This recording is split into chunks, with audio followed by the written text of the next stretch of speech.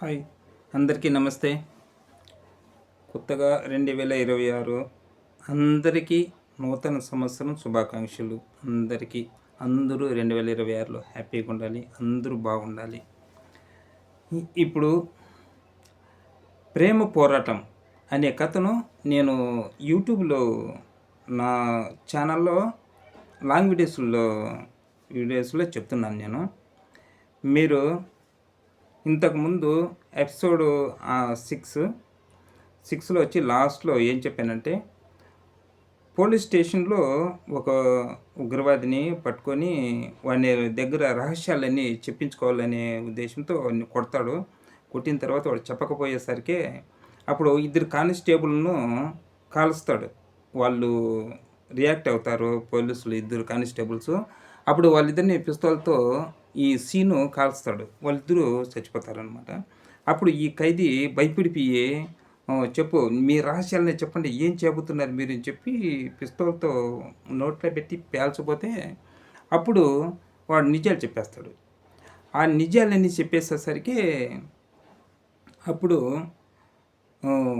అంటే రేపు 10 గంటలకి మసీదులోను, చర్చిలోను, రాముల గుడిలోను బాంబులు పెట్టబోతున్నారనమాట. ఓకే అని చెప్పి కానిస్టేబుల్స్ అని గట్టిగా అరుస్తాడు. అరిసేవుడికి అప్పుడు ఇద్దరు పిస్తోల్తో ఇద్దరిని కాల్చాడు కదా, వాళ్ళు వచ్చి ఎస్ సార్ అని ఇద్దరు లేచి నిలబడతారు. మిగతా కానిస్టేబుల్స్ అక్కడ 4 ఉంటారు, వాళ్ళు షాక్ అయిపోతారు. ఇదేంటిది, పిస్తోల్తో కాల్చేసాడు కదా, చనిపోయినారు కదా, మళ్ళీ లేచారేంటి వీళ్ళు అని వాళ్ళు షాక్లో ఉంటారనమాట. అప్పుడు కానిస్టేబుల్స్, ఇప్పుడు మనము రేపు 10 గంటలకి, 10:30కి, 11 గంటలకి వాళ్ళు గుళ్ళల్లో బాంబులు పెట్టబోతున్నారు. అందరినీ చంపబోతున్నారు. గుడికి వచ్చిన వాళ్ళందరినీ చంపబోతున్నారు. ఇప్పుడు వాళ్ళని ఎదుర్కొని ఆ ముగ్గురిని పట్టుకొని బాంబులు పేలకుండా జనాలను కాపాడాల్సిన బాధ్యత మంది. కాబట్టి ఇప్పుడు మనము ఆలోచనలో ఉండాలి, ఏం చేయాలి. ఓకే, ఇప్పటి నుంచి నేను ప్లానింగ్ చేద్దాం. ఓకే, అందరూ రండి, మీరిద్దరూ ఇక్కడే స్టేషన్లో ఉండండి, వీని దగ్గర కాపలాగా ఉండండి. ఎవరు వచ్చినా సరే వీడిని మాత్రం వదిలే ప్రసక్తే ఉండదు. ఎవరో కానీ వీడిని మాట్లాడించడానికి పర్మిషన్ ఇవ్వద్దు అని చెప్పి సీను ఇద్దరు కానిస్టేబుల్స్ అక్కడనే పెట్టి స్టేషన్లో 6 మందిని తీసుకొని కానిస్టేబుల్స్ని. ఇప్పుడు ఆడ పడిపోయినారే, ఎవరు కాల్ చేసినారు, చనిపోయినారు, వాళ్ళిద్దరు కూడా లేస్తారనమాట. వాళ్ళిద్దరు కూడా లేచి ఇదంతా నాటకము, వాళ్ళ దగ్గర నిజం చెప్పించడానికి, వాడిని భయపెట్టించడానికి వాళ్ళిద్దరిని కాల్చినట్లుగా సీను నాటకం ఆడింటాడు. అప్పుడు వాళ్ళిద్దరిని కాల్చినాడు అని నన్ను కూడా చంపేస్తాడేమో అని వాడు నిజాలు చెప్పేశాడు అనమాట. అందుకని ప్లాన్ ప్రకారం అలా జరిగిందనమాట. ఆ 6 మందిని తీసుకొని కారులో వచ్చి బయట వెళ్ళిపోతాడు సీను. అప్పుడు వీడు ఖైదీ షాకు, ఎవడు ఈ ఉగ్రవాది, వీడు షాకు. అరే ఏంటిది, నా నుంచి ఎలా రహస్యాలు ఎలా రాబట్టాడే అని చెప్పి వాడు షాక్ అయింటాడు. అప్పుడు కానిస్టేబుల్ దగ్గరికి వచ్చి, రేయ్ నీలాంటి వాళ్ళని ఎంతోమందిని చూశారా మా సారు, కానీ నీలాంటి వాళ్ళ దగ్గర రహస్యాలు ఎలా రాబట్టాలో అది మా సార్కి బాగా తెలుసురా, గుడ్లే అని చెప్పేసి కానిస్టేబుల్ ఆ మాట చెప్పేసి వెళ్ళిపోతాడు. ఈ సీను 6 మంది కానిస్టేబుల్స్ని తీసుకుని నైట్ అంతా గస్తీ తిరుగుతాడు. మసీద్ దగ్గర, చర్చి దగ్గర, రాముల గుడి దగ్గర, అక్కడ అందరినీ కొత్త వాళ్ళందరినీ అందరిని చెక్ చేస్తున్నాడు. అప్పుడు అందరిని చెక్ చేస్తుంటే, ఎందుకంటే ఇది అందరికీ తెలిసిపోయింది అనుకో, అప్పుడు వాళ్ళు ఏం చేస్తారంటే అలర్ట్ అయిపోతారు, వాళ్ళు దొరకరు. అందుకని ఖచ్చితంగా బాంబులను సేవ్ చేసి వీళ్ళను ఏ విధంగా అయినా కానీ ఈ ఉగ్రవాదుల ముగ్గురిని పట్టుకోవాలి అనే ఉద్దేశంతో సీను వాళ్ళ 6 మంది కానిస్టేబుల్స్కి మాత్రమే తెలుసు, ఈ సీనుకు మాత్రమే తెలుసు, ఇంకెవ్వరికీ తెలియదు ఆ విషయము. అప్పుడు సీను నైట్ అంతా ప్లాన్ చేస్తాడు. చర్చి దగ్గరే 2 కానిస్టేబుల్స్ను అన్ని యూనిఫారంలో పెట్టింటాడు. తర్వాత వచ్చి మసీద్ దగ్గర 2, తర్వాత రాములు గుడి దగ్గర 2, మొత్తం 6 మంది. అక్కడిద్దరిని పెట్టింటాడు. అప్పుడు సీను ఫోన్లు చేసి కనుక్కుంటూ ఉంటాడు. అక్కడ ఏమైనా అనుమానంగా ఎవరైనా ఉంటే కనుక పట్టుకోండి అని చెప్తా ఉంటాడు. అలా చూస్తూ ఉంటే మార్నింగ్ అయిపోయింది. మార్నింగ్ అయింది. తర్వాత వచ్చి 10 గంటలయింది.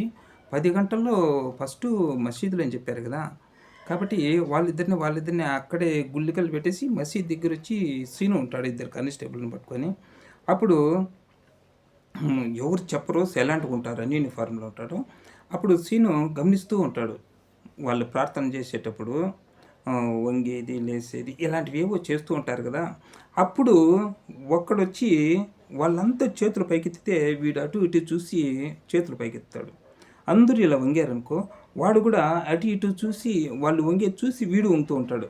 సీనుకి డౌటొస్తుంది. సీనుకి డౌటొచ్చి వాడిని పట్టుకుంటాడు. పట్టుకొని ఆ బాంబు పేలకుండా వాడిని మత్తు ఇంజెక్షన్ ఉంటుంది కదా, అది కుచ్చేస్తాడు. కుచ్చేసి మందు వదిలిస్తే వాడిని బిర్రు పట్టుకొని వాడు మత్తులోకి వెళ్ళిపోతాడు.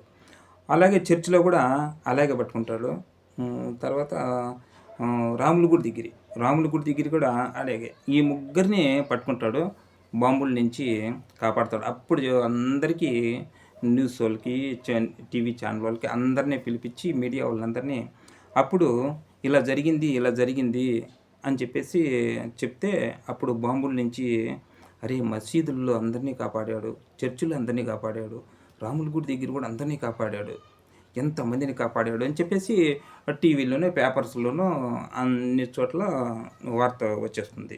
అప్పుడు సీను అందరి దృష్టిలోన ఒక దేవుడు లాంటి వాడైపోతాడు అనమాట. అందరూ సీను అంటే చాలా అభిమానంగా చూస్తూ ఉంటాడు. అప్పుడు ఈ నలుగురు అంటే స్టేషన్లో ఉండేవాడు ఒకడు, వీళ్ళ ముగ్గురిని నలుగురిని కోర్టుకు అప్పచెప్తాడు ఎవరు సీను. అప్పుడు కోర్టులో వీళ్ళని రేపు నెలకి వాయిదా ఇస్తున్నామో అంతవరకు వీళ్ళను సబ్ జైలుకు తరలించాల్సిందిగా పోలీసు వాళ్ళని ఆదేశించడం జరిగినది అని చెప్పి కోర్టులో జడ్జి చెప్తే వాళ్ళను సబ్ జైలుకి వేస్తారనమాట. వాళ్ళ నలుగురిని సబ్ జైలుకి వేస్తే అప్పుడు మన సీను స్టేషన్కి వస్తాడు. స్టేషన్కు వచ్చిన తర్వాత అప్పుడు స్టేషన్ దగ్గరే ఇలా అన్నీ చెప్పుకుంటూ ఉంటాడు. ఇలా జరిగింది అని చెప్పి చెప్తూ ఉంటాడు. అప్పుడు మీడియా వాళ్ళు వాళ్ళందరూ వస్తే వాళ్ళ ముందర విషయాలన్నీ చెప్తూ ఉంటాడు. నా ప్రాణాలు పోయినా పర్వాలేదు, నేను అందరినీ కాపాడాలనే ఉద్దేశంతో కాపాడినాను, ఇంకా ఎలాంటి సిచ్యువేషన్ వచ్చినా సరే నా ప్రాణాలు పోయినా పర్వాలేదు, నేను అందరినీ కాపాడాలనే ఉద్దేశంతో నేనున్నాను అని సీను చెప్తాడు మీడియా వాళ్ళకి. అప్పుడు అన్ని ఛానల్లోనూ న్యూస్ పేపర్లోనూ అన్ని చోట్ల వచ్చేస్తుంది. అప్పుడు సంజన వాళ్ళ ఇంటి దగ్గర టీవీలో చూస్తుంది. టీవీలో చూసి సీను ఎంత స్థాయికి ఎదిగిపోయాడా, అబ్బా ఇప్పుడు సీనును నేను ఖచ్చితంగా చూడాలనిపిస్తుంది అని చెప్పి సంజన మళ్ళీ హ్యాపీగా ఖుషిగా అయిపోయి ఉంటుంది అనమాట. అప్పుడు సంజన వాళ్ళ నాన్న వచ్చి, ఏమ్మా నేను ఇప్పుడే పంతుల దగ్గరికి వెళ్ళొచ్చాను, ఇప్పుడు ఆ పంతుల దగ్గర ఎంగేజ్మెంట్ టైమింగు అంతా మంచి ముహూర్తం చూసుకొచ్చాను, పలానా రోజు అని చెప్పాడు, ఒక 2-3 రోజుల్లో మనము ఎంగేజ్మెంట్ జరుపుకోవాలమ్మా, నేను మాట్లాడొచ్చాను, సీని గురించి కూడా నేను అంతా విన్నాను అని చెప్పి సంజనకు చెప్తాడు. అప్పుడు సంజన ఇంకా ఖుషి అయిపోతుంది బాగా. సంజన వాళ్ళ అన్న వాళ్ళ అమ్మ అందరూ ఆడే ఉంటారు. సంజన వాళ్ళ అన్న పర్లేదు మంచివాడే అనుకుంటాడు. సంజన వాళ్ళమ్మ కూడా మంచివాడే దొరికాడు మనకు అని చెప్పి వాళ్ళు అనుకుంటారు. అప్పుడు సీనికి ఫోన్ చేస్తారు. సీనికి ఫోన్ చేసి సంజన ఎంగేజ్మెంట్కు ముహూర్తాలు చూసుకొని వచ్చినాడు మా నాన్న, అందుకని 3 రోజుల తర్వాత ఎంగేజ్మెంట్ పెట్టుకుందాము అని చెప్పి మా నాన్న చెప్పాడు అని చెప్తుందనమాట. అవునా అని చెప్పి షాక్ అయిపోతాడు. నువ్వు తొందరగా ఇంటికి వస్తే మా నాన్నతో మాట్లాడచ్చు అంటే వెంటనే స్టేషన్లో నుంచి సర్రమని ఇంటికి వచ్చేస్తాడు. సంజన వాళ్ళ ఇంటికి వస్తాడు. వచ్చి అంకుల్ అది ఏదో చెప్పారంట అంటే, అవును సీను, ఇప్పుడు మేము ఎంగేజ్మెంట్కి మంచి ముహూర్తాలు చూసినాను, రేపు ఎల్లుండి తర్వాత 3వ రోజు ముహూర్తాలు అదే ముహూర్తం బాగుండదంట, అందుకనేసి ఎంగేజ్మెంట్ జరుపుకుందాము, రెడీనే అని చెప్పి మీ అమ్మ మీ నాన్న వాళ్ళు అంటే వాళ్ళ విషయం పక్కన పెట్టు. వాళ్ళు నేను ఎలా అంటే అలాగే వాళ్ళు. నేనంటే ప్రాణం అంకుల్ వాళ్ళకి, మా అమ్మ మా నాన్నకి అని సీను అంటాడు. సరే నేనైతే అలాగే నేను టైం అవుతుంది స్కూల్ దగ్గరికి వెళ్ళాలి అని చెప్పేసి వెళ్ళిపోతాడు. సరే అని చెప్పి అప్పుడు సీను సంజనకు కూడా బాయ్ చెప్పేసి వెళ్ళిపోతాడు. వెళ్ళిపోయిన తర్వాత కట్ ఓపెన్ చేస్తే 3 రోజులు అయిపోయింది. 3 రోజులు అయిపోయింది. అప్పుడు రసూల్కి ఫోన్ చేసి చెప్తాడు, ఎవరు సీను, రేయ్ మీ అమ్మ మీ నాన్న మీ చెల్లి నువ్వు నలుగురు 3వ రోజు ఎంగేజ్మెంట్ నాది, ఆ రోజు మీరంతా వచ్చేయాలి, ఓకేనా అని చెప్తాడు. సంజన వాళ్ళ ఇంటి దగ్గర ఎంగేజ్మెంట్, అక్కడే ఎంగేజ్మెంట్ జరుపుతాను, అక్కడికి రావాలరా అని చెప్తాడు. సరే ఓకే అని చెప్పేసి ఫోన్లో చెప్తాడు. సరే అని చెప్పి అప్పటికే ఆ ఫోన్ కట్ చేస్తాడు. ఫోన్ కట్ చేసిన తర్వాత ఎంగేజ్మెంట్కి 3వ రోజు అయింది, ఎంగేజ్మెంట్కి రెడీగా ఉన్నారు అందరూ. అప్పుడు సీను లేడు, మళ్ళీ అందరూ రెడీగా ఉన్నారు. ఎవరు సంజన వాళ్ళ ఫ్యామిలీ, రసూల్ వాళ్ళ ఫ్యామిలీ, తర్వాత ఇంకా ఫ్రెండ్స్ వాళ్ళు వీళ్ళు మొత్తం అంతా వచ్చేసారు. అందరూ వచ్చినారు. ముహూర్తానికి టైం అవుతుంది, పంతులు కూడా వచ్చినాడు. సీను రావట్లేదు. అప్పుడు సంజన ఫోన్ చేస్తుంది. చేసి సీను ఎక్కడున్నావు సీను, తొందరగా రా, ఇక్కడ టైం అవుతుంది అని చెప్పి సీనుకు చెప్తుంది అనమాట సంజన. రసూల్ కూడా ఫోన్ చేసి ఒక 1/2 అవర్ తర్వాత రసూల్ కూడా ఫోన్ చేస్తాడు.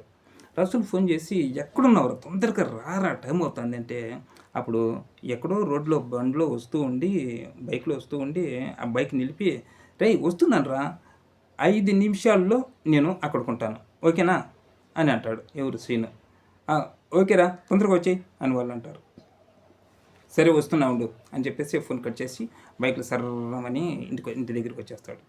ఇంటి దగ్గరికి వచ్చేస్తే అప్పుడు హ్యాపీ, అందరూ ఖుషిగా ఉన్నారు. మళ్ళీ తర్వాత లోపలికి వెళ్తాడు సీను. అంటే పెళ్ళి కూడా గెటప్ కదా, అంటే నల్ల కోటు ఇలాంటివి వేసుకొని ఉంటాడు. అప్పుడు లోపలికి వెళ్ళిన తర్వాత చెమటలు పడుతున్నాయి ఎవరికి, సీనుకు. ఆ కర్చీఫ్ తీసుకొని ఇలా చెమటలు తుడుచుకుంటూ ఉన్నాడు. అని లోపలికి అందరినీ పలకరిస్తూ అక్కడికి వెళ్ళి నిల్చుంటాడు. అప్పుడు సంజన ఎదురుగా ఉంటుంది. అప్పుడు పంతులు అక్కడ ఉన్నాడు. సంజనకు డౌట్ వచ్చింది, ఏంటి చెమటలు పడుతున్నాయి అని అంటే, ఏం లేదు అని చెప్పి చెమటలు ఇలా చూసుకుంటాడు. ఏం లేదు, అది మామూలే, అయితే ఉక్కు పోస్తుంది అని అంటాడనమాట. రసూలు కూడా ఏదో టెన్షన్లో ఉన్నట్టున్నావు, ఈ పెళ్ళిళ్ళు ఈ ఎంగేజ్మెంట్లో ప్రతి ఒక్కరికి టెన్షన్గా ఉంటుంది లేరా, నీకు తెలియదు కానీ అని చెప్తే అప్పుడు పంతులు అంతా రెడీ చేస్తాడు. అంత రెడీ చేసిన తర్వాత నైనా నీ ఉంగరం దొడుగు అని అంటే, ఆ ఉంగరం వచ్చి సీనుకి దొరుకుతుంది. ఎవరు సంజన. ఓకే, ఇంకా సీను సంజనకి ఉంగరం ఇట్లా తోడికే మూమెంట్ తొడగలేదు, ఏళ్ళ దగ్గరికి రింగ్ వెళ్ళింది అంతే. ఇంతలేక టక్కమని పోలీసులు సర్రమని వచ్చేస్తారు. తుపాకులు తీసుకొని టక్కని అంతా ఇంటికి వచ్చేసి అప్పుడు సీనుకు గురి పెడతారు. మిస్టర్ సీను, మర్యాదగా లొంగిపో, పిచ్చి వేషాలు వేసావంటే నిన్ను కాల్చి పడేస్తాం, ఫైరింగ్ ఆర్డర్స్ వచ్చాయి, నిన్ను కాల్చమని చెప్పారు, అందుకని మర్యాదకు నువ్వు లొంగిపో, పిచ్చి వేషాలు లేకుండా అని చెప్పి పోలీసులు అంటే, అప్పుడు చెప్పి సీనుకి ఇంకా భయం ఎక్కువైపోయింది. అంటే సంజన రసూల్ వాళ్ళ ఫ్యామిలీ మొత్తం అందరూ షాక్ అయిపోయినారు. అరెస్ట్ చేయడం ఏంది, సీను నువ్వేం చేసావురా అంటాడు.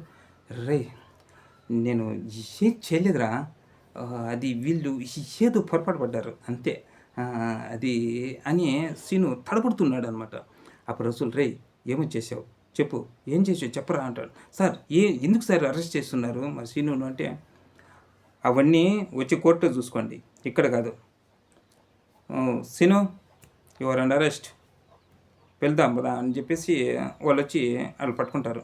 సార్ మా సీను తప్పు చేసేవాడు కాదు, ఏదో మీరు పొరపాటు పడుతున్నారు, మా సీను మీరు చేయొద్దండి అని రసూల్ అంటాడు.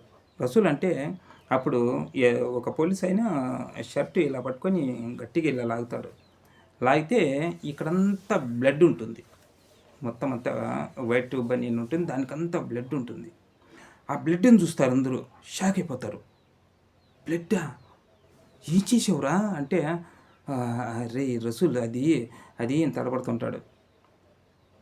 అవి ఏమని ఉండేటికంటే కోర్టు చెప్పుకోండి, కమాన్ మూవ్ అని చెప్పి పోలీసులు ఇలా పట్టుకొని లాక్కెళ్తారు. సీనుని లాక్కెళ్తుంటే సీను సీను అని చెప్పి సంజన అరుస్తూ ఉంటుంది. సంజన అదిగా సంజన అది అని చెప్పి చెయ్యి ఇలా సాపుతాడు. సీను చెయ్యి, తర్వాత వచ్చి సంజన చెయ్యి ఇలా పట్టుకుంటారు బిరిగా.